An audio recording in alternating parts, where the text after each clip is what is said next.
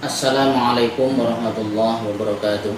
Innal hamdalillah nahmaduhu wa nasta'inuhu wa nastaghfiruh wa na'udzu billahi min shururi anfusina wa sayyiati a'malina. May yahdihillahu fala mudilla lahu wa may yudlil fala hadiyalah wa asyhadu an la ilaha illallah wa asyhadu anna Muhammadan abduhu wa rasuluhu la nabiyya ba'dah. Alhamdulillahirabbil alamin. Mari kita panjatkan syukur kehadirat Allah Subhanahu wa taala. Shalawat dan salam semoga tercurah untuk junjungan kita, suri tauladan kita, sang pembangun, sang pionir yang telah memberikan berbagai macam uswah, junjungan kita Nabiullah Muhammad sallallahu alaihi wasallam. Sehingga dari sirah beliaulah, dari kisah-kisah kehidupan dan dakwah beliaulah kita bisa mengambil teladan yang terbaik untuk umat ini. Anak-anakku sekalian, peserta didik baru Mansur Sulaiman yang berbahagia serta dimuliakan Allah Subhanahu wa taala. Pada kesempatan yang berbahagia ini dan tentu di session yang terakhir di siang hari ini, ada satu hal yang perlu kami sampaikan secara bersama-sama.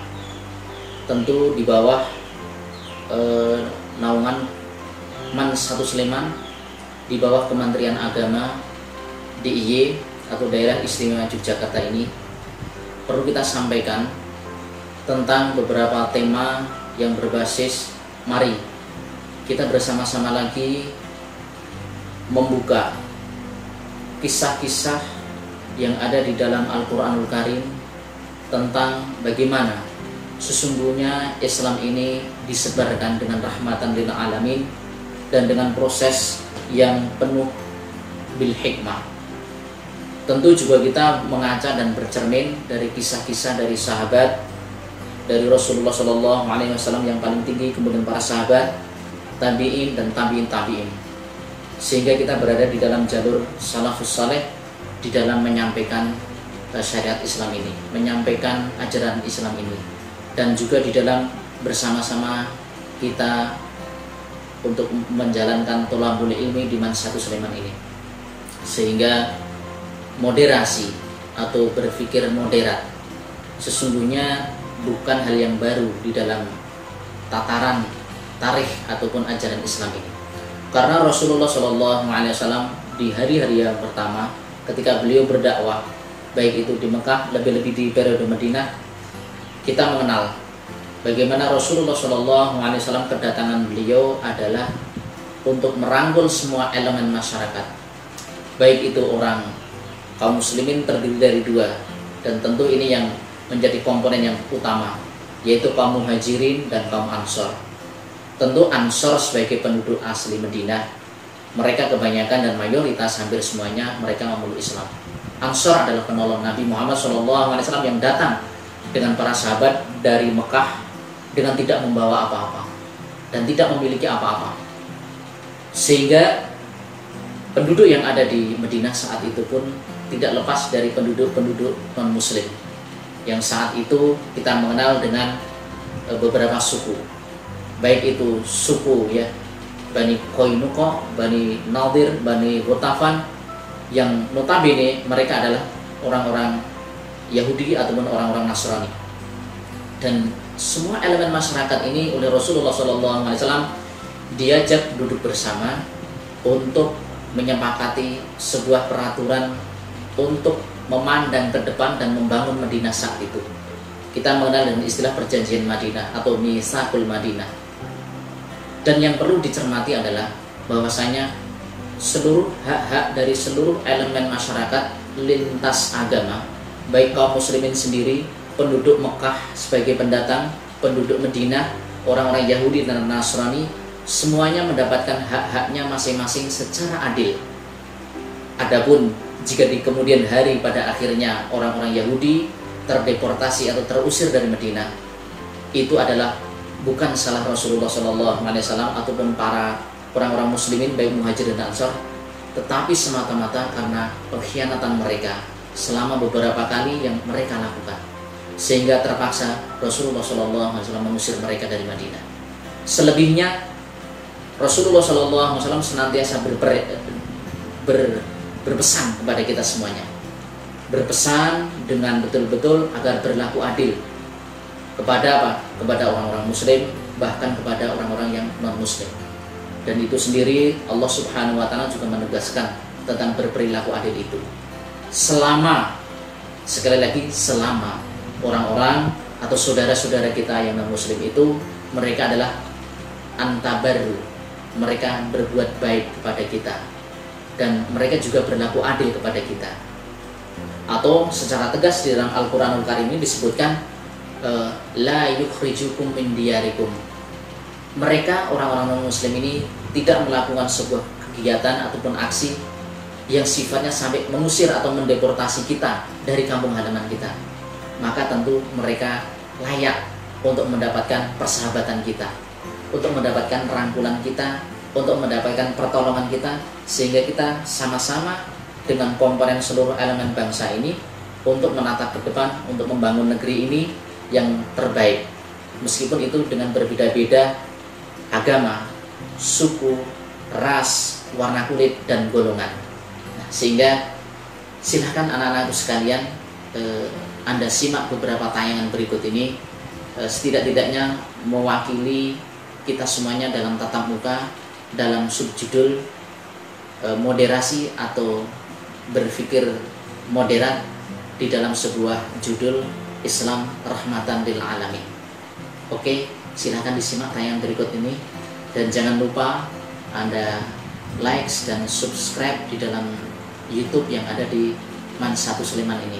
Salam sukses untuk Anda semuanya dan silahkan disimak tayangan berikut ini.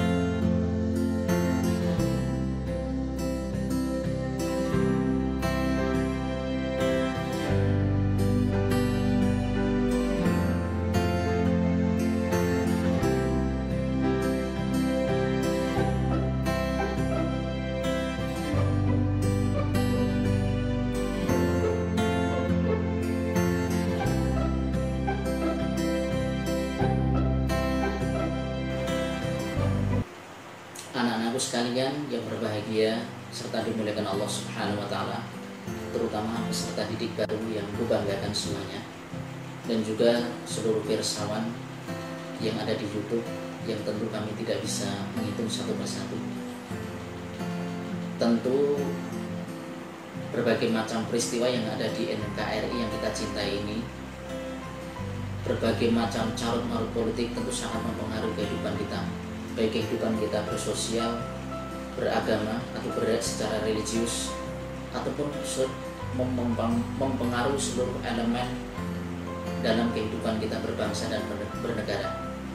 Oleh karena itu, kami hanya bisa berpesan untuk diri kami sendiri, anak-anak sekalian, gunakanlah seluruh alat-alat gadget Anda, HP, handphone, Android Anda ketika Anda berselancar di dunia maya dengan secara arif dan bijaksana, check and recheck, dan senantiasa untuk mengklarifikasi sumber-sumber yang sahih, sumber-sumber yang valid, baik itu soal berita, baik itu soal ketika kita men-share berbagai macam hal, sehingga harapannya kita bisa selamat dalam menjalani kehidupan ini, baik itu fid dunya hatal akhirah besok.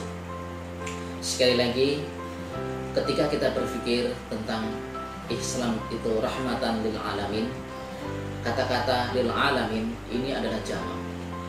Artinya Islam menjadi rahmat tidak hanya bagi pemeluknya sendiri, yaitu sesama kaum muslimin, tetapi juga untuk saudara-saudara kita yang non muslim.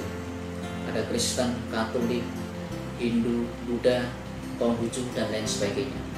Karena hakikatnya mereka adalah bashar, mereka adalah manusia, mereka adalah annas, yang acap kali di dalam Al-Quran pun Allah Subhanahu wa Ta'ala memanggil ya ayyuhan nas, tidak hanya ya ayyuhalladzina amanu. Oleh karena itu, selama, sekali lagi, dan selama mereka itu la yukhrijukum min diyarikum, mereka tidak memusuhi kita, mereka tidak melakukan aksi kekerasan terhadap kita, tentu kita harus sangat baik dengan mereka. Tentu kita harus sangat membersamai dan bersaudara dengan mereka. Kenapa? Karena rahmatan lil alamin, dan dengan harapan mereka dilunakkan hatinya, atau di dalam bahasa Al-Quran wal mu'allafati qulubuhum. Karena ketika seseorang sudah melunak hatinya dan tertarik dengan kearifan ajaran agama Islam ini, tertarik dengan magnet akhlakul karimah agama ini, sebagaimana yang dicontohkan oleh baginda Rasulullah SAW, tentu mereka akan mendekat, tentu mereka akan bertanya sendiri, dan tentu mereka akan minta bersyahadat di hadapan kita sendiri tanpa perlu kita memaksa mereka. Oleh karena itu, anak-anakku sekalian dan para pirsawan yang berbahagia, serta dimuliakan Allah, wabil khusus peserta didik baru yang berbahagia, lebih-lebih Anda harus bisa menjadi rahmatan lil alamin bagi kelas Anda masing-masing, bagi kawan-kawan Anda di dalam satu kelas Anda masing-masing. Karena beberapa catatan. Catatan pertama, Anda satu alma mater, yaitu Mansatu Sleman. Yang kedua, Anda dalam satu din atau agama Islam. Anda adalah satu muslimin dan satu muslimah yang berada di dalam satu atap, yaitu Mansatu Sleman. Bersama-sama tolabul ilmi, dibersamai oleh Bapak Ibu guru untuk menggapai dan menatap masa depan dengan meniti tangga-tangga yang penuh dengan berbagai macam gangguan. Oleh karena itu, mari kita bersama-sama senantiasa memohon kepada Allah Subhanahu wa Ta'ala agar diberikan apa? Diberikan ilmu untuk kemudian diamalkan, dan selanjutnya kita mendapatkan kesuksesan fid dunya hatal akhirah. Sekali lagi mohon maaf jika ada hal-hal yang kurang berkenan, baik itu bilisan ataupun mungkin di dalam tulisan-tulisan kami juga, mohon dimaafkan untuk semuanya. Salam sejahtera dan salam juga untuk Bapak Ibu Anda di rumah semuanya, anak-anakku sekalian yang kami cintai. Semoga Bapak Ibu Anda di rumah diberikan kelancaran, baik itu kelancaran ketika mencari rezeki, lancar ketika mencari mungkin pengobatan ketika ada yang sakit, dan dilancarkan seluruh jalan-jalan kebaikan untuk Anda, untuk ibu bapak Anda, dan tentu juga kesehatan, kesejahteraan, dan kelancaran juga kita doakan untuk Bapak Ibu guru kita yang ada di Mansatu Sleman ini, baik itu Bapak Ibu guru, pegawai, jajaran mulai dari Bapak Kepala, kemudian Bapak dan Ibu yang ada di waka-waka.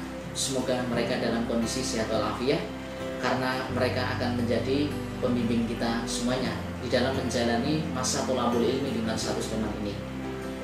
Kami akhiri, dan sekali lagi kurang lebihnya mohon maaf. Akhirul kalam, wallahul muwaffiq ila aqwamit thoriq. Subhanaka Allahumma bihamdik, asyhadu an la ilaha illa anta, astaghfiruka wa atubu ilaik. Assalamualaikum warahmatullahi wabarakatuh.